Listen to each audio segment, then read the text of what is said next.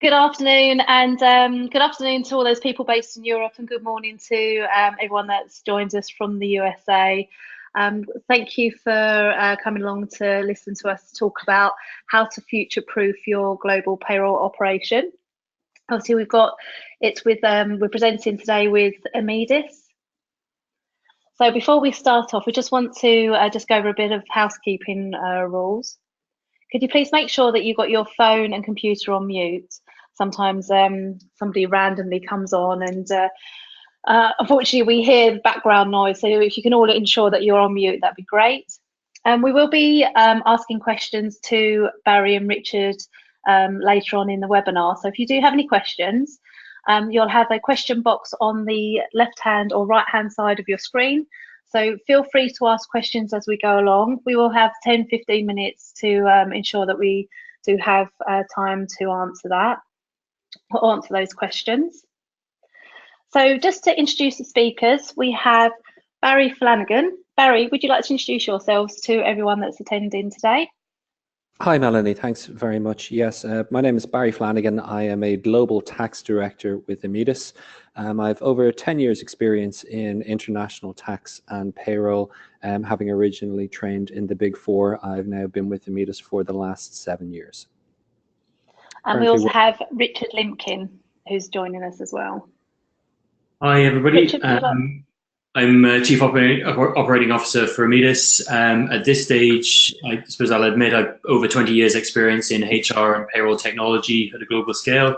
Like Barry, I'm previously ex-Big Four, so also have a tax and payroll background.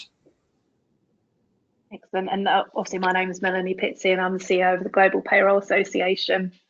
So just to introduce Immedis to you, Immedis provides multi-country payroll and employment tax solutions for organisations with overseas staff, whether local or expatriate. Their cloud-based payroll platform, iConnect, provides a consolidated view of global payrolls, improves process efficiency, ensures data, payroll and tax compliance in over 130 countries worldwide. So backed up by a team of qualified tax experts, they offer peace of mind that your payroll will be delivered accurately, on time and every time. So let's go over what we're going to be discussing in today's webinar. So we have an introduction to global payroll challenges at a glance, working within your limitations, automating repetitive tasks, integrating the complicated, identifying the relevant, show them the money, checklist, and obviously we have a Q&A.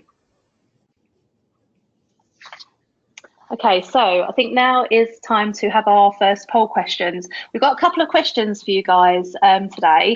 So if you can get involved, that'd be fantastic, and we'll show you the answers to the poll. So let's do our first poll right away. So what is your job function? We'll just give that a few 30 seconds for you guys to get involved and to answer that.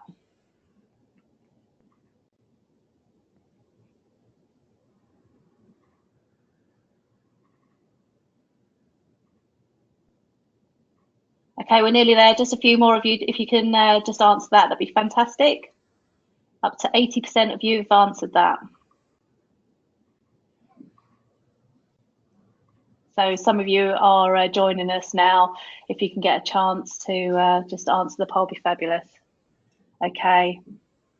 Okay, I think we're going to close it now. Okay, so there you go. There's the results. HR, obviously, payroll, multi-country payroll, 66% of you.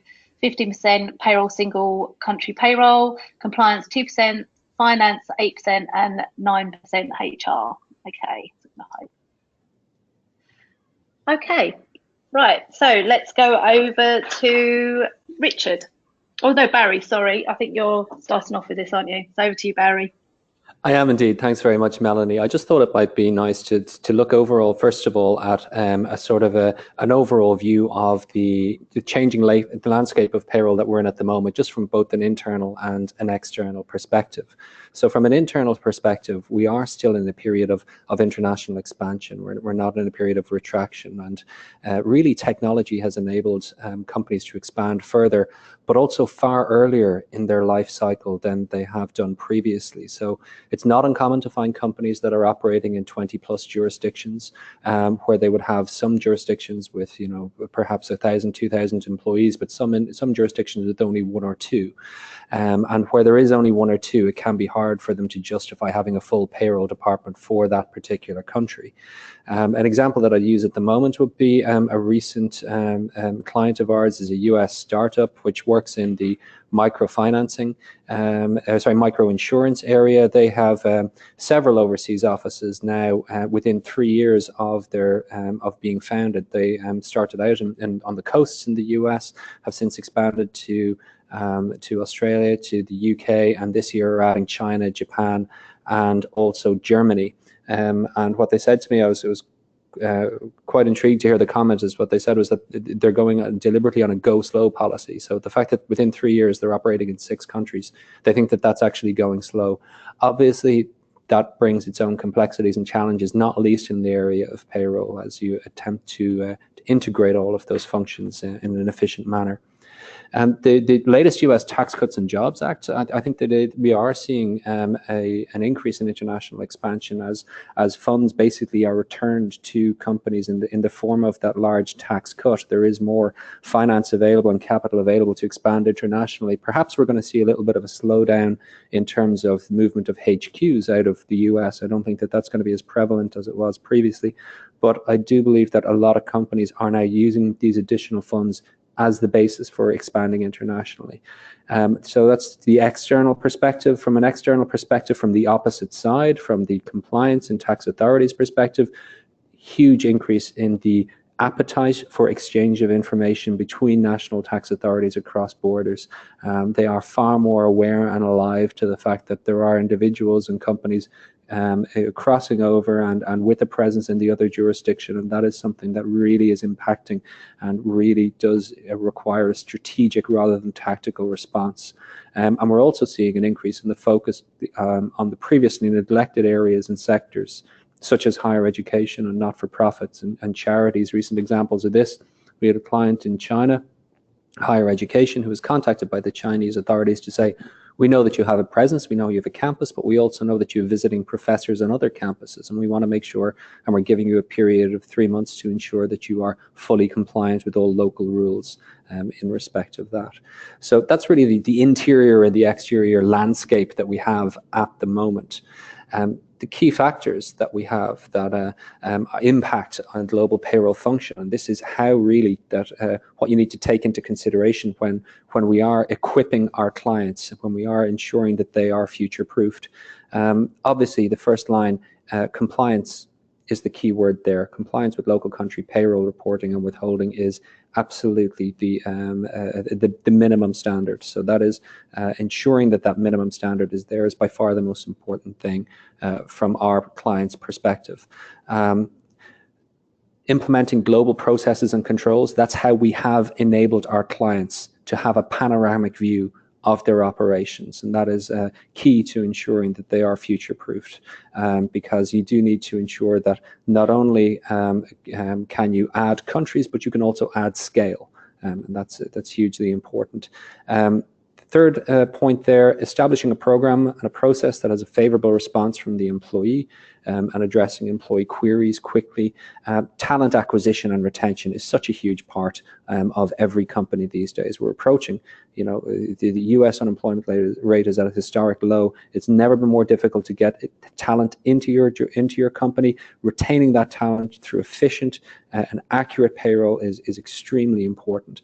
And then that micro insurer that I mentioned earlier, a key point from their perspective was keeping abreast of government legislative changes in income tax and payroll taxes, immigration, social security systems. All of that, they said to us, look, while we're on what they term to be a go slow in terms of their international expansion, they do not have time to keep abreast of all of those international changes, and that's what they have entrusted to us, to make sure that we are proactively contacting them and giving them the steps that they need in order to move forward. And that's really, it's a concept I'll return to a couple of times during this, what the difference is between engaging with the payroll processor or actually partnering with a payroll partner who is going to deliver all of these for you. And then just really all of that sort of the internal environment and the external environment and the factors that are impacting all of that really leads to where we want to be and where we have been trying to position our clients, which is positioning global payroll as a strategic function. So this is a very, very key part of ensuring that we are adding value and allowing then our clients to add value. Payroll can no longer be considered the final act in the process. It's perpetual and it's cyclical, but it is dynamic. So delivery is what is going through the most disruptive change at the moment. On time, accurate, and process efficiency is absolutely huge. The advent of business intelligence, given the vast quantities of data out there, so payroll data mining is becoming absolutely huge, and so that allows bespoke and replicable reporting, and some of the tools that we have available there will allow extremely valuable reports be provided, and that allows the payroll specialist to add value at a higher level. So really what we're trying to do is we're equipping our clients so that the payroll specialist can give board of director level interaction and board of director level reports, that is the value that they are adding in future. So that's where we are with our clients, allowing them to add scale, allowing them to add countries, ensuring efficiency, and that's what the goal of today is, to impart how best to go about that. So I'd say, thanks for that, Barry. I'm gonna jump in there at that point, if that's okay. So I thought what would be useful to start off with is some really basic concepts that we're all very, very familiar with. So the classic model works well for most things in business, especially projects, of the trade-off between time, cost, and quality. However, we're well aware that in payroll, time just isn't a variable. As Barry rightly mentioned, payroll is highly cyclic and it operates to absolute deadlines that we can't do anything about in most cases. So for payrolls that are typically underfunded and struggling from a technology point of view to have innovation available to them, cost generally is a fixed element as well. So that really limits us down to two key components. Effectively, we're down to how do you balance quality versus quantity. We have to get an amount of work done in a fixed period of time with what we have available to us. Now, a key piece that is very much at the heart of the future of global payroll is how do you increase the quality of what you can do with those dimensions locked in around you. And a really key part of that is reduction of quantity. If they're the only two things you have to play with easily within your grasp, then by reducing the quantity of what you have to do, you therefore apply yourself to higher value items that are differentiators in the payroll space.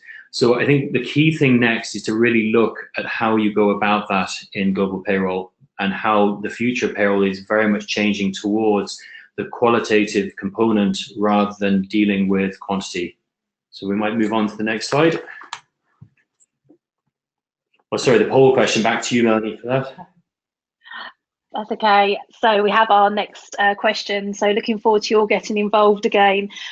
This poll is, what is your biggest global payroll challenge? So if you can spend 30 seconds answering that, that'd be great. So we have keeping on top of legislation changes, fragmented reporting formats across multiple countries, late payment, bank charges, FX fluctuations, multi-deadline processes, contracts and reporting.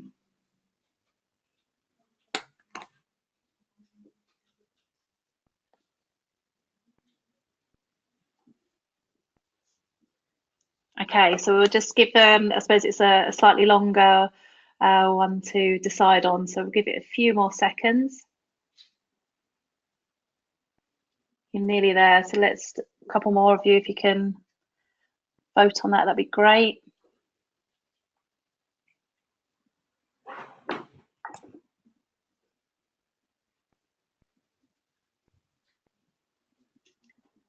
Okay, so we'll close that now. Okay, so the top one is keeping on top of legislation in multiple tax jurisdictions, and then multiple deadlines, processes, contracts, and reporting. So they seem to be the key challenges, which I think not overly surprising, but it's definitely a challenge for keeping on top of legislation. So okay, I'm going to hide these and I'll go back over to you guys. Okay. Great, thanks, Melanie. Okay, so to follow on from previous point that if time is very much fixed, that has a massive impact on the global payroll cycle. If we just step on to the next slide, what we'll do is talk through how can we influence that positively. We have a fixed duration to deal with, and then looking at that time period and the pay that's related to it, the start is the start and there's nothing we can do about that. The period we're paying is very much fixed. And we all know very well that people are expecting to get paid by a certain deadline. And again, that's pretty much immovable, other than altering your payroll calendar and realigning payrolls. So how do you manage this process and how do you get the best from this process? And one of the key things is to focus on the two heaviest components to this. One of them is the input collation, so getting everything coherently together into the inputs to the payroll cycle. And then the second piece is rapidly managing the processing of the payroll and the outcomes from that. So what we'll do is step through each of those in turn and look at how the future payroll is going to be substantially different and is already significantly different to what it was a year ago. So again, if we move on to the next section. So in terms of the input collation, how can technology improve this and how is it already doing that?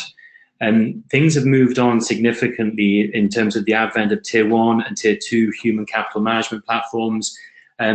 Organizations have moved from disparate sources of HR data in country, which still can be the case for long tail situations. But generally speaking, there is access to good HR data as a source of truth for inputs into the payroll, which just wasn't the case 5 years ago. And this is only increasing, it's only increasing in terms of its availability and its quality. So that's a massive enabler in the payroll space and something that needs to be leveraged more substantially. And if we consider that over 90% of issues with a payroll calculation have a root cause in the inputs, that's why in Immedis we put such a focus on ensuring that this part of the process is governed very, very well. And let's face it, payroll is a very precise science. So putting the right inputs into a payroll cycle go a very long way to ensuring the quality and the compliance of the outcome. So what we've done with this is apply robotic concepts and automation to make sure that the validation of the initial data is brought forward in the cycle. So what does that actually mean? It means that we're elevating the status of the input process. We're applying validation to the cycle much earlier. So instead of having to run a payroll to do any level of validation at all, we've applied a rules engine which validates the inputs before the payroll runs. Now, it's usually easier with a few simple examples of this to understand it. That would be, for example, new joiners in a given jurisdiction that haven't yet had a salary record associated with them. So if that data were not validated, it would have taken until the trial payroll process to realize that they weren't being paid correctly. Whereas by validating the data set and doing that at a deep data analytic level before we run the payroll, we're actually doing that days ahead of where that would normally happen in the classic payroll cycle. Other things that you'd be looking for would be, for example, tax details not being available because of a new joiner situation. And what we've applied to that process is the ability to have real-time feedback on that information. So there's effectively a double confirmation for the payroll controller in one of our customer organizations to be able to understand the impact of the data we've received before we process it. And in some situations, that's okay. And those things can be processed correctly. And maybe those tax details aren't available yet. And we understand that that's an emergency tax situation for that individual. But equally, maybe that just hasn't been processed through HR yet, and it is a missing input that can be dealt with before we hit a problem downstream. So the introduction of those technological enhancements in the payroll cycle early do mean that that substantially reduces the payroll processing time. It also means that we can substantially lengthen the input cycle. So the date by which your inputs are required is later in the payroll cycle. Now that has a fairly profound impact on downstream processes as well. We're trying in some ways to predict the future with payroll. We're running a payroll process for a period that hasn't yet completed based on the best information at the time we start to run it. So if we delay the start of that payroll cycle through the deployment of disruptive technology and things that can enhance the process, then you're consequently getting better quality, more complete data into the cycle, and therefore less issues or corrections after the event for things like late starters or late notifications that invariably impact a payroll process. So these are all areas that technology can have a key disruptive influence and enhance the cycle significantly for the customer experience. So the next piece of the process then, moving on again, is how do we automate to the same degree the result set of payroll. So again, classically, payroll has been very much focused on lag-based controls. What happened this period versus what happened last period. But actually, in Immedis, what we've deployed is a three-way view of that. What did we want to be processed versus what has been processed versus what actually happened in previous periods as well. So rather than just the classic variance approach, we're actually validating that three-way matching of all the information. And that's only possible because the ability to manage the volume of data associated with that is inherently built into what we do. And the ability to automate that through robotic processes and through data analytics is now making that actually quite a simple process to manage and stripping away all the noise around it, giving you, the customer, time to actually understand what's presented back to you. And it's really trying to flip on its head. The original view of payroll, going back a very long time, is that you have to review everything to find anything. Whereas now what we're trying to get to is you only need to see the things that are relevant to deal with the exceptions, but you also need to have the absolute confidence that the things you haven't had to look at are absolutely right and perfect. So that's the key. I think, Richard, sorry, just to jump in there, I think that really is just such a significant value add as well, because, you know, in increasing that input time that we have, it ensures that we automatically get a better quality of data anyway, because we are dealing with the latest data, because that is delayed. And in increasing the time for review, it means that prior to a payroll being run, then you are also increasing the amount of time, and you are getting a lesser amount of material to review in an increased time, which allows you to identify issues, to fix those issues. And from a practical perspective, that means that you then have less to fix or less to reconcile in the following month. So therefore you're cutting down on the time on the following month, because the 80-20 rule applies. We all know that 80% of the time, you know, our time is taken up by a very small amount of problems and errors. So that increased input time, increased input data, that increased quality, the increased review, all leads to fewer issues, which means that you've got more time the following month to refine the data even further. Yeah, totally agree, Barry. And I think the key next stage then is how do we further lengthen that review cycle, and how do we add more value, to Barry's point, in those key review elements. So I think if we move on to the last point on the slide, the last stage, which again is probably the secondarily most time-consuming compartment of the payroll beyond the processing, is actually delivering funding at a global scale, which can be challenging depending on what jurisdictions you're operating in. Especially if you're operating in developing regions where banking infrastructure is potentially unstable or in flux.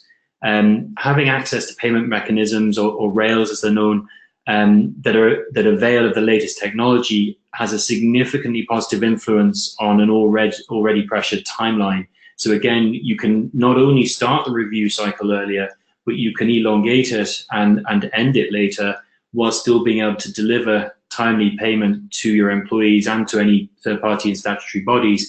Now, how do we achieve this? Well, we achieve this through very deep web technology integration with payment and treasury functions that allow for real-time transactions, but not only the transacting, the tracing and management of those transactions at a global scale. Now, the sort of things we're talking about here are payment rails that would take the classic 3 to 5 day international wire process down to sub 40 minutes in an exotic jurisdiction. And those technologies are becoming very rapidly available and they're becoming available in multiple jurisdictions now. So they're the sort of technologies that really do start to future-proof what needs to happen at a global payroll scale, and they're technologies that are very readily available now through the Immedis platform. So we might just move on to the final piece. Overall, what that gives us is we're really trying to have an impact on the time domain. We can't alter the start, we can't alter the finish, but we can very disruptively alter the amount of time given to each of the components and really refocus on the components that add value. Okay. So what does the future look like? I suppose in short, really, it looks a lot simpler. Payroll is getting more complex, as Barry rightly alluded to at the start of the conversation. The sharing of data is increasing, whilst at the same time the constraints around what you can share and how you can share it is also increasing. So there's a constant conflict of getting those components right. The key message really in what the future looks like is it doesn't need to be complicated, even though the processes underneath are. The technology really is able to apply a level of simplification to a complex process. And what you can see on the screen effectively is a global view of a payroll environment, regardless of the number of jurisdictions you're operating in, regardless of the frequencies and cycles that are involved, regardless of all sorts of a myriad of different complexities underneath, things really can be surfaced through technology to a very simple level, and that can apply a huge amount of simplification to the life cycle for people operating in a global payroll environment. And so this screen, sorry, Richard, that you're showing at the moment, then that is the opening snapshot when you log into iConnect. That is the first thing that a payroll specialist will see, who has a manager who has responsibility. And I think that panoramic view that you get there, which shows you the stage of completion of all of your payroll globally in one instant, one single snapshot. I think we have found that adds huge comfort to payroll specialists when they're dealing with this. Yeah, spot on. Okay, so how do we actually get to the point of integrating the complicated components? And there's various stages to this, and there's all sorts of different levels of completion of this, depending on the environment you're operating in. Now, some of you will be familiar with some components of this, some with others, but effectively what we should consider this as is almost a maturity spectrum, in the same way you consider the maturity of a department in the way it operates, in the processes it has control over, and its evolution as it moves up the food chain effectively into being highly effective. So we might start off with building out the picture, really moving from left to right, and starting off with, I suppose, the classic environment almost between a HR and payroll set of departments where there was very little, if any, integration. Now, the sort of thing we're talking about here would be probably akin to the late 90s, early 2000s, where HR and payroll were effectively two different functions, quite often operating in two different strategic pillars of a business, whether that were between HR and operations or finance functions, and really quite a difficult environment to operate a payroll in effectively, very segregated, and anything that needs to be done is rekeyed. Now, that's not a place that I expect a lot of you are operating at this stage, but it's still not unheard of. So as we move to the right on the spectrum, we're talking about the exchange of information, but in a very, very simplistic and highly manual process. Now, that effectively is akin to downloading information from a time management system and uploading it into a payroll. Again, the advent of tier 1 HCM platforms to even tier 2 and 3 platforms has meant that many of these functions are integrated, so there's a lot less need for those inter-system dependencies, but still the ability to exchange information between cloud providers and service providers until very recently has been in its infancy. So again, as we move to the right-hand side, how do we move away from that manual process? We start to exchange information in file format. Again, these are things anyone working in payroll for any period of time will have seen, and hopefully will have seen these things starting to disappear a little bit. Things like flat file, comma separated variables, Excel exchange of information, all things that are plausible for exchanging information, but highly manual and highly error prone. So again, how do we move away from that? We move to the right-hand side. we look at more structured data. Now, the exchange of information to a certain point through flat files and through Excel type data is okay, but it's little better than okay. What you're really dealing with there is a situation that has any opportunity to go wrong. If there are 10,000 transactions on the file and the bottom 5,000 are missed in transfer and just drop off, nobody is any the wiser. And that's not a good situation to be in, and it's not a way to build a resilience and future-proof any payroll operating environment. When you move to structured data, you're building resilience around knowing that the whole set of data is intact and complete. So if anything goes awry with it, its integrity is disrupted, and the systems exchanging it are aware of that. So you lose the ability, you actually lose that chance of things disappearing and having problems downstream that you might not have known about, and you may not see until it's time to present a payslip. Now, in an automated sense, we start to move towards how do we ship structured data in a controlled way. And if we go to the final stage, we're talking about step 5 on the process is really moving from shipping static data to tightly integrating systems. And what that allows us to do, and if we think back to the future payroll operating environment and the timelines around input collation, that allows the type of process whereby the payroll system pulls what it needs from whichever system it needs it, exactly when it needs it. And that pull process takes seconds or less.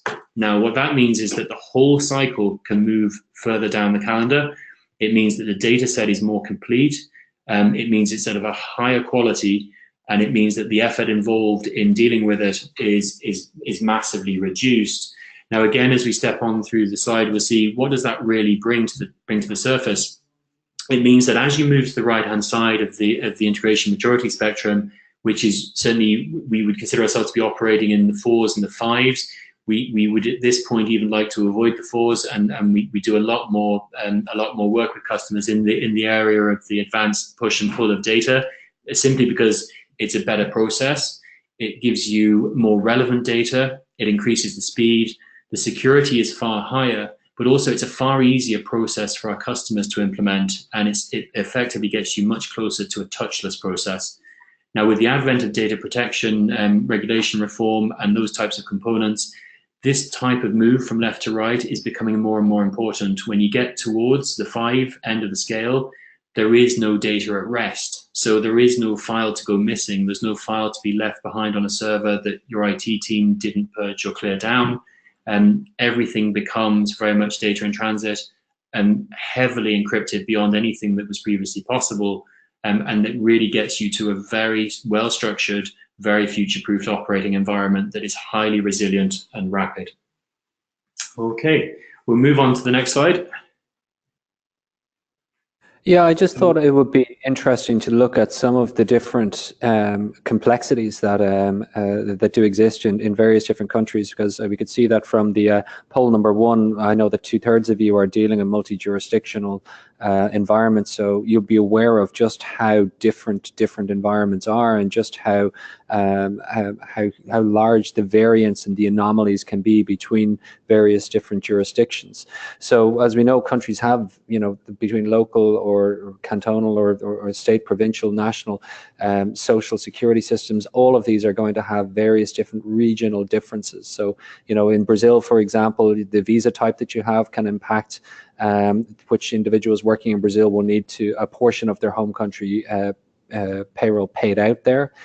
In Germany, a lot of people can be surprised when they start operating in Germany for the first time that there is a requirement to declare your religion. High-level executives might be very perturbed by that question when they see it, unless it's explained to them that there is something called a church tax, which unless you opt out of in a lot of regions in Germany, you will have to pay a certain level of church tax depending on which church you are affiliated to, if any. Of course, there is an opt-out there, but it can be a surprise to especially executives who are moving to Germany that is one of the questions they're going to be asked. Canada, is going to impose taxes from day one unless you have specific waivers applied for and in place in advance.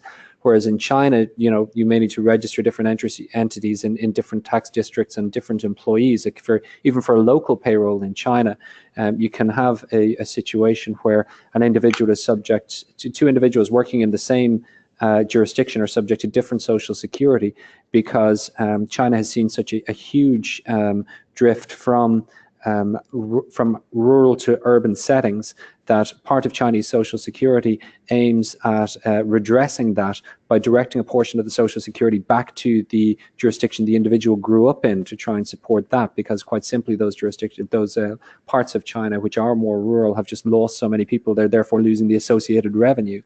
And of course, anybody who's working in France will know that the pay statement is actually considered to be a legal document, and that can prove problematic, and that can prove challenging for companies that have some level of integration already and some level of standardization. All of a sudden, unless they're made aware of the fact that they can't simply provide their standard, German, US pay slip in France, that it does need to follow very specific formats and very specific legal requirements.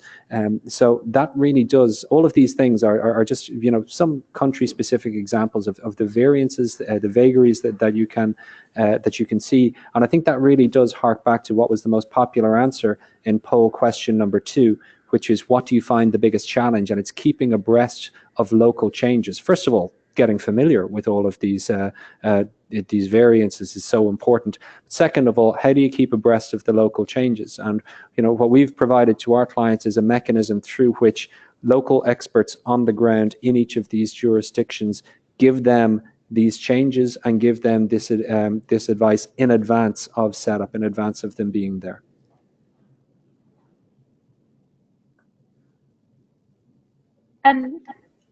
Before we go on to, we just had one question actually. Somebody's asked, what does RPA mean? Would you like to just answer that just before we go on to the question, poll 3? Yeah, we definitely can, and apologies for not explaining that up front. RPA is a term that is used a lot now in any kind of process automation, and it stands simply for robotic process automation, which sounds very futuristic and potentially will become that, but really it's really applying technology to automate any process that was previously manual. So, for example, retyping in additional payments for bonus or commission rounds into a payroll portal could be, you could apply RPA principles to effectively take away that rekeying and have that automatically transition from one system to another. So it really applies to anything where a manual process is taken away through technology. Right, thank you. Okay, so let's go on to poll number 3. Okay, I'm going to launch this. Okay, so where does your organisation fit within the integration maturity spectrum? No integration, segregated systems, manual uploads, reactive uploads, flat file exchange, defined file exchange, structured data, stronger data structure, automated, schedule and repeatable. And yeah, that's it. So we've got another minute. Should we give you to answer that?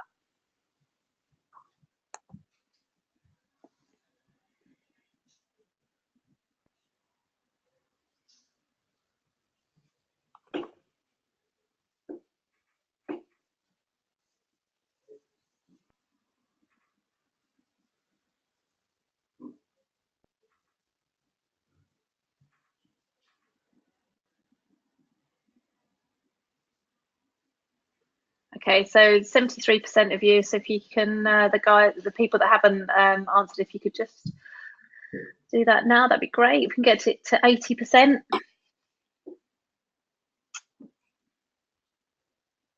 Just leave it for a couple more seconds. Okay, we're at 79, so I think we'll hold it there. Nearly 80. Oh, 80%. Thank you for the person that just answered that. Okay, I'm going to close the poll. So majority manual uploads, reactive uploads, flat file exchange, 27%. There no integration, 15%. Structured data, 11, or automated at 13. Okay, so I'm going to hide these results now. Thank you for answering that. Okay, over to you guys. Great, thanks, Melanie. And I suppose really no surprises in the poll there from our experience and research. Generally speaking, most payroll operating environments are around the 2 or 3 on the spectrum, but the move beyond that is not a difficult one, and it's one that really does add a lot of value to future-proofing what you're doing. So we'll move on now to trying to demystify quite a few terms that are used in a payroll environment as well as many others. So data analytics, data visualization, business intelligence, those types of terminologies, what do they really mean, and how do we understand how to apply them, and where we are as an organization with their deployment? So very similar to the integration maturity spectrum, same concepts applied to where we are with data analytics. And data analytics really is just understanding your information. So rather than reporting, which is just listing things out and expecting somebody to find what they need within it, data analytics is much more focused on removing all the noise and effectively putting you in a position where you can see the wood from the trees, if you pardon the pun. So you do really get higher value add. And that will move you to a situation where you're not having to look through all your data to find the pieces you need. You're reliant on applying the right principles from data analytics to surface things that are important and surface them in a really particular way. So what we'll do as we work through the next section of the discussion is start to understand how that can be applied and the impact that can have. Understanding your organization's position on the analytics maturity spectrum really is a key first step to understanding how you can improve it. Knowing what you do well now, or equally what you don't do as well as you would like to, does form the first formative step of how do you then move along the spectrum. So one of the key principles we talked about earlier is having a single source of payroll data globally is a fundamental piece of good data analytics. And that can move from just payroll data to blending in data from other sources as well. So we'll actually take a look at some worked examples of that in a few minutes, and the value that can bring. It is a very fine balance between having data that's relevant to payroll and important to processing payroll, and having data that isn't. And the regulations that are increasing around that area does make that a very, very challenging and potentially problematic area if you're not careful and you don't understand that. So a key component of that is working with people who do. Integration of all those components we talked about earlier, from the inputs into the payroll versus the results from this period versus the historical results. But then there is a fourth dimension to that, which is predicting what will continue to happen. So moving from a lag-based control environment where we're just looking at history to looking at the lead-based environment where we're understanding what does that actually mean and what will that mean next month, next year, if we continue based on these trends. And that's the type of technology and operating environment for data and for business intelligence that payroll environments classically haven't had access to, but actually is incredibly simple to deploy. How do you do that? You do that through deploying a very strong global data management framework. And I'll actually talk in a little bit of detail in some of the worked examples of what that means. But effectively, that's having a single framework that lets you look at data regardless of where it's from, who it relates to, what period it relates to, all the jurisdictional components of it, but see that alongside data from somewhere entirely different and being able to understand them all at the same time in the same way, and not have to be a profound expert in every single jurisdiction to do it. So again, as we move across, what does that really get you to? Well, your best practice for having a strong data analytics process and technology around it, and being able to derive business intelligence from that. It's multi-sources of information brought into a singular place. It's automated preparation of that data. So instead of having heavy manual processes for getting your hands on things, or that situation we've all been in where by the end of today, I need a report telling me X, Y, and Z, and it needs to look like this. Having that type of stuff taken away and not being necessary because it's self-service. Reducing the noise, not being able to find what you need because there's too much volume of data, and that relates back to what we talked about earlier, quality over quantity, and having a systematic process that lifts the qualitative stuff to the surface. integrating that from different areas. It doesn't have to just be payroll, and that would take you into things that you might hear about, like blending of information from other sources. Repeatability, scalability is a key component of global payroll. Massive amounts of information, but having access to massive amounts of information isn't necessarily useful. That quantity needs to be distilled into what's usable, and that needs to be accessible in real time. It's no good finding this out 5 days down the line after things have closed. It needs to be able to add value to the payroll processes that we're running. So again, as we move on through,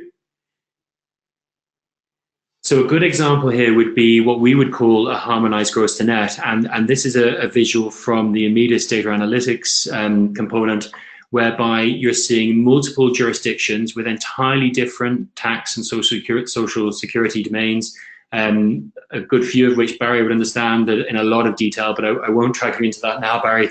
But really having a framework by which you can see all of those at the same time in the same way, and understanding what that tells you. And that's really what that data analytics and the future proofing of payroll is about. Having a framework that allows you to expand and grow regardless of the jurisdiction that you need to operate in, and not having to necessarily build all the key skills at a very granular level for that. We move on to the next example. This is a good example of where bringing information from other sources in can be very useful. So for example, age distribution based payroll, so gross pay by age, and understanding how that fits across the organization. That can be equality of pay, can be any component from any dimension.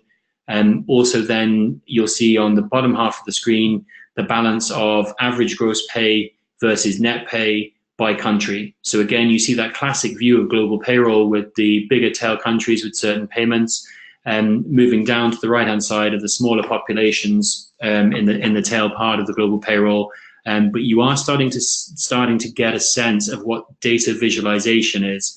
So either the top or the bottom, the numbers aren't actually the first thing you look at. What you see are the outliers. You see the biggest bars sticking out that are telling you something, and you're not having to drill through all the noise to see them. They're stood right out, and they're telling you that there is something different. Look at me, there is something different. We'll move on to the next and final example. And this really is the single view. So again, a good example from Immedis iConnect. How do I get one view of my entire global operation in one consistent way and be able to interact with that however I want to? So this is a good example of your global distributed headcount, showing you your movement of staff, whether they're joiners, movers, leavers during the period, interjurisdictional, and giving you that summary level information that lets you understand how your business is operating. So a few examples there of what really trying to demystify some of these terms: data analytics, data visualization. And I suppose this is my really simple example of what does that let us do. So the analytics and visualization piece combined, it really lets you find things without needing to dig for them by making them stand out. And it makes them stand out to the point at which you actually stop seeing the other things on the page without having to do anything about it. And why is that important? Because these don't have to be as profound a gap as we're seeing on the example on the screen. They could be much smaller differences, but they do have significance. And you shouldn't, as a person operating in a payroll environment, have to be dependent on finding these things yourself. That the technical platform is there to allow them to be identified for you.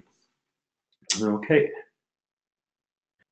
So I think, yeah, that this just from a practical perspective, this next slide really just shows, as you can see there, what we've highlighted is a huge variance in pay for one particular individual. And one of the common complaints that we would hear from clients would be something along the lines of, well, you know, I wish I could have seen that, you know, because what they're receiving from their end is, well, that should have stood out for you. So this is just a way that we have of ensuring that our clients never miss anything again, ensuring that things that should stand out do stand out and are brought front and center to their attention.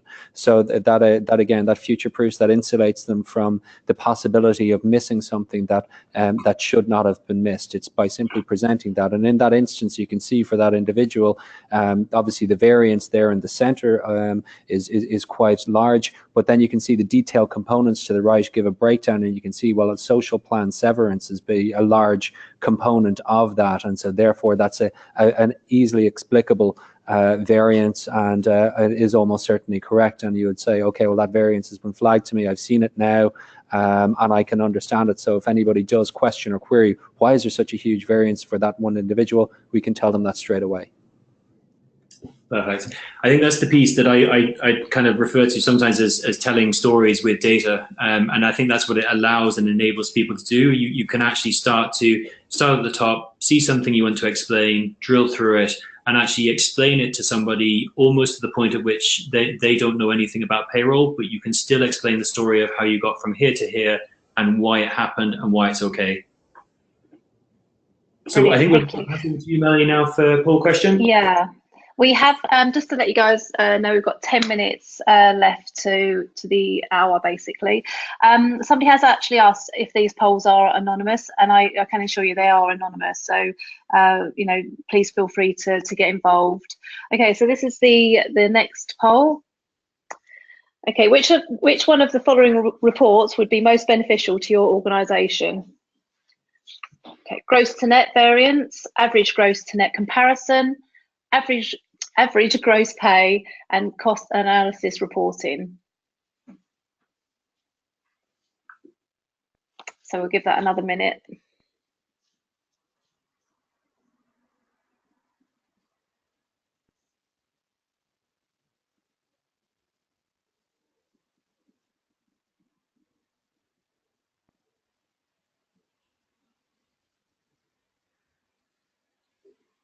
Or if we can get to 80% again, I think that would be a good target.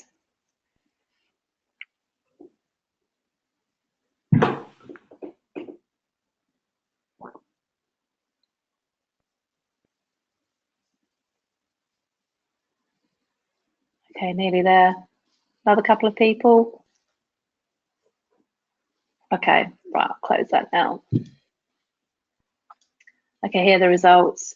So 53% gross to net variance, 35% at cost analysis reporting, average gross to net comparison 8%, and average gross pay 4%. Okay, so I'm gonna hide that. There you go. So over to you guys. Great. I'll go very quickly through the next slide. I'm very conscious of time, so if we move on very quickly. One of the key challenges we talked about earlier is the time in flight for getting payments distributed globally. Now, without wanting to offend anyone, that is partially due to one of the biggest legacy technology infrastructures in the world, the global banking framework. It is quite archaic, and it is struggling to deal with the transactions that are happening at a global level. And as you know, some people will have seen in various jurisdictions, a small mistake by somebody in a back office in a bank can cripple pretty much a country's banking infrastructure for upwards of a week until things recover. So there is a legacy framework there to deal with. It's a common challenge, though, that we need to get people paid all over the world, regardless of this. It's not a good enough excuse to not do it. A lot of progress has been made around this area, around IACH, and if you look at what happened in the UK around the faster payment service and making sure that it was a regulated environment in which people must be paid in under 2 hours from the transaction being sent, they're all very positive things that are happening. But you've got to remember, though, the key challenge really is that time in flight can be a high overall percentage of the payroll cycle time. So how do we deal with that in terms of the solutions? So the key thing really is moving as far as the banking technology will allow ahead of the curve in terms of technology and integration with banking and treasury partners, access to those modern rails and bringing them on stream as soon as they're ready and available. And that genuinely, as I said earlier, reduces things from days to minutes. And that technology is becoming a disruptive option in lots of exotic regions as well, whereby mobile payments and the such like are becoming a much more serviceable option because people simply don't have access to banking networks. So there are key disruptive environments there that will help us really deliver payments on time. Being ahead of that from a tech point of view is really key. The other fundamental piece is having that compliance framework in place that we discussed earlier, whereby when a payment is transacted, having access to understand where it is in the process of being paid, and when it gets paid, and having all the relevant confirmations from a receiving point of view is a fundamental piece as well.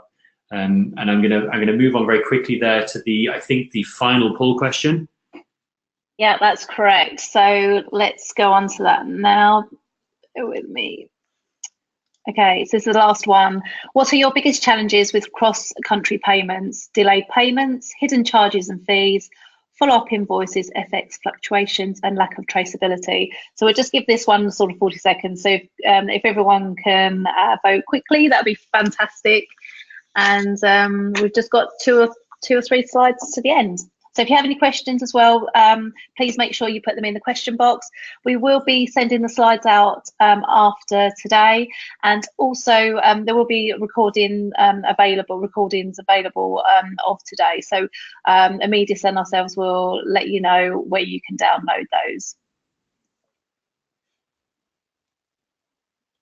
Okay, so 68, we'll give it a couple of seconds. Okay, I'm going to close the poll. Okay, so we have 40% delayed payments, 24% lack of traceability, hidden fees and charges and fees 20%, follow-up invoices at 16%. Back to you guys.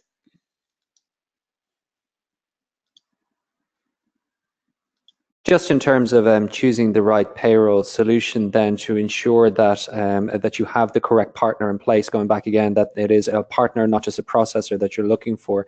One of the major decision factors is, of course, who can help me be compliant in the countries that I'm operating in. But that is often not an opportunity for cost cutting or for a cost efficiency as being the sole factor that you take into consideration there.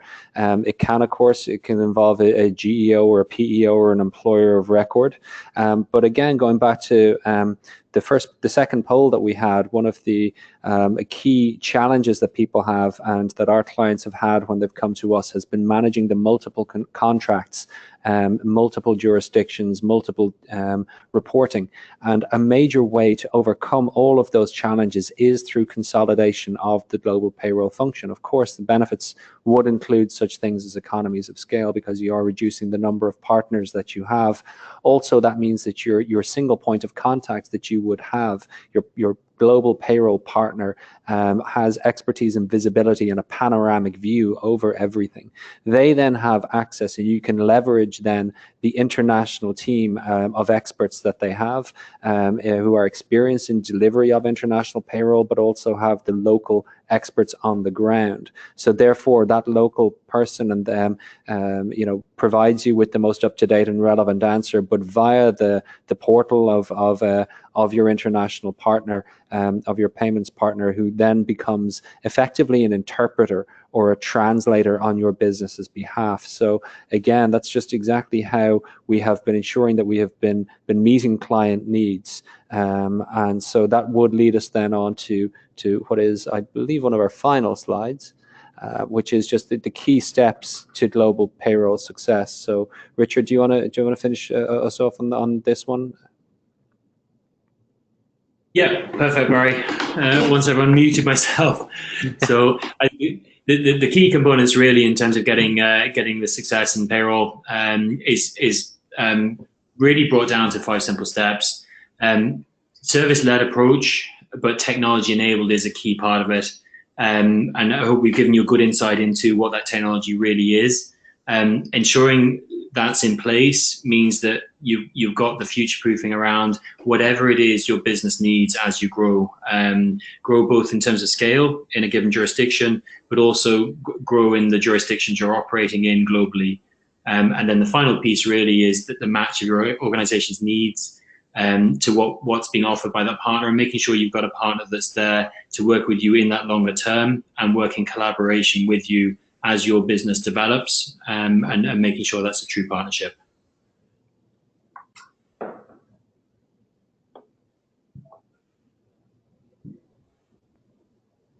Okay, so any questions and answers at this stage? Yeah, sorry about. I was struggling to unmute myself then. Sorry about that. Okay, we do have a couple of questions. How big of a disruptor will cryptocurrencies be in the next 5 years for global payroll? Wouldn't it solve quite a lot of problems? This person is in global mobility and not payroll. Yeah, a very good and very pertinent question. Probably the cryptocurrency piece is introducing itself into the world of payroll. The biggest challenge with it, though, is not necessarily receiving the payment. Its ability to actually then use that payment once you receive it, and that really is down to how quickly can you then get that back into effectively hard currency or into a bank account to distribute into what it is you need to suit your needs, whether that's paying a mortgage, various other outgoings, or simply buying items. So cryptocurrency is highly relevant, but at the moment it is quite limited to how you can actually apply it once you receive the payment. And I think that really the limiting factor in that is going to be, I do believe that there's going to be a certain reticence among multinationals to go down that route. I think that they're quite conservative, and I think that they will be quite slow in adopting that into their mechanisms. So I think that will be the lag rather than the technology or the ability to deliver in that. It'll just simply be the appetite for adoption of cryptocurrencies by the multinationals, really. Yeah, totally agree.